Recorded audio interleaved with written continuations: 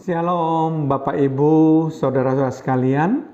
Kita bertemu lagi dalam acara Menerima hari ini. Saya harapkan Bapak Ibu, Saudara-saudara tetap dalam keadaan sehat, dalam pemeliharaan Allah yang sempurna, dan kita tetap bersemangat untuk senantiasa belajar firman Tuhan.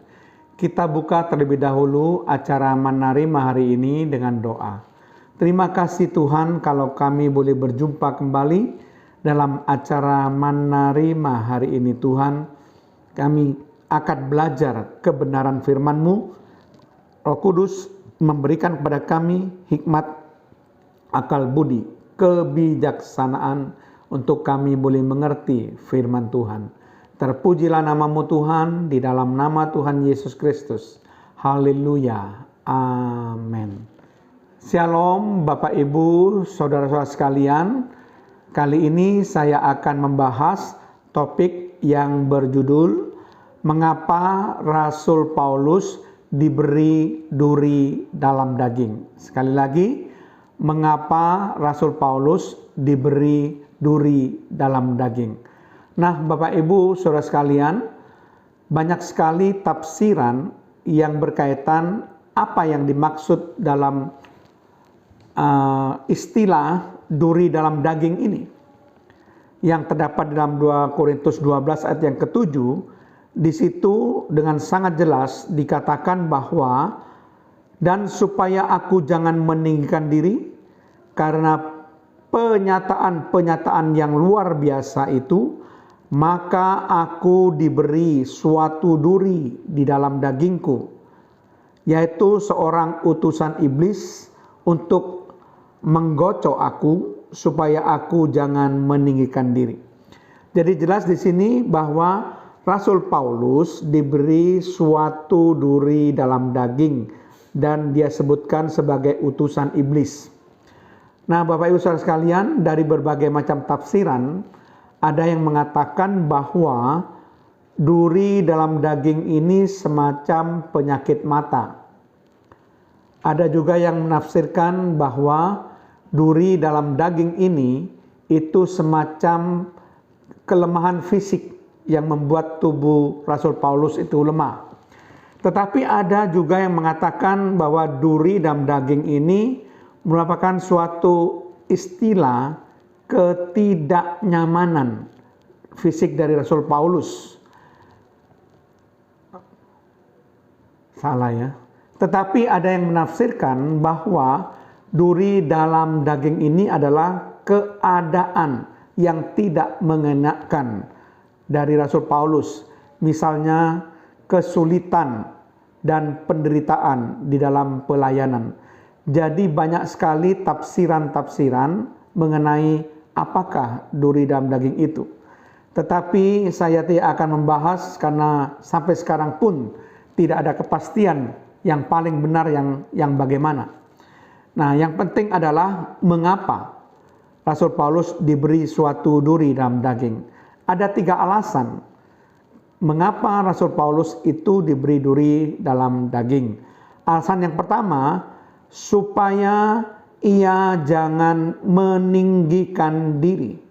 Tadi kita sudah baca dalam 2 Korintus 12 ayat yang ke-7, dikatakan dan supaya aku jangan meninggikan diri. Karena penyataan yang luar biasa itu, maka aku diberi suatu duri di dalam dagingku.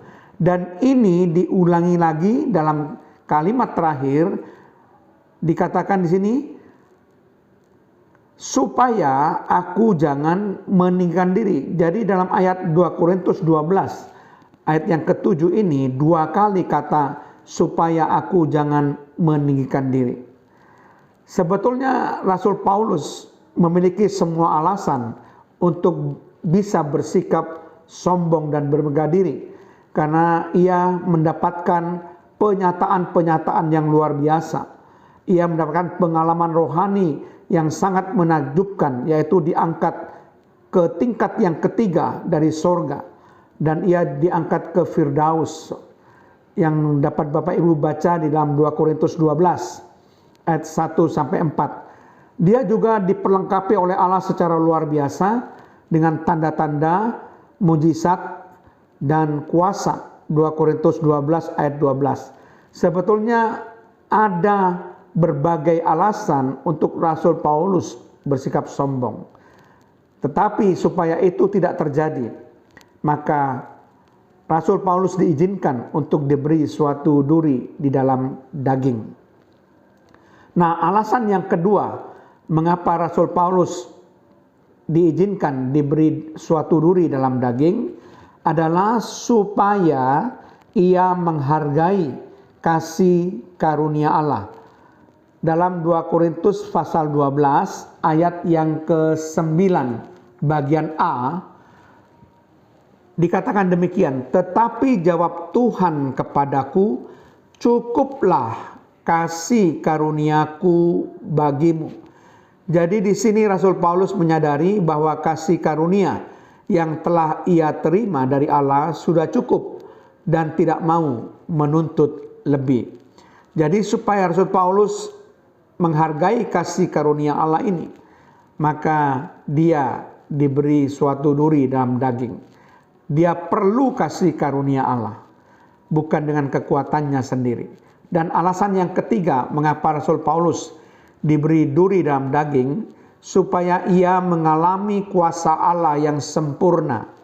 Di dalam 2 Korintus pasal 12 ayat 9 bagian B, sebab justru dalam kelemahanlah kuasaku menjadi sempurna. Jadi sebab itu terlebih suka aku bermegah atas kelemahanku, supaya kuasa Kristus turun menaungi aku. Nah, dari sini suatu pernyataan bahwa dia menerima suatu duri dalam daging, dia mendapatkan kelemahan itu supaya kuasa Allah menjadi sempurna di dalam hidupnya. Jadi saudara sekalian, kalau kita ingin betul-betul merasakan kuasa Allah yang sempurna dalam kehidupan kita, kita harus punya prinsip bahwa tanpa Allah saya tidak bisa berbuat apa-apa. Jadi Rasul Paulus diizinkan diberi suatu duri dalam daging supaya kuasa Allah ini bekerja di dalam kelemahan Rasul Paulus. Nah, Bapak Ibu, itulah pembahasan dari topik kita. Mari kita berdoa. Terima kasih Tuhan kalau kami sudah mendengarkan kebenaran firman-Mu mengenai mengapa Rasul Paulus diizinkan diberi suatu duri dalam daging. Kami perlu belajar Tuhan, bahwa kami tidak bisa mengandalkan kekuatan kami. Kami perlu kasih karunia Allah.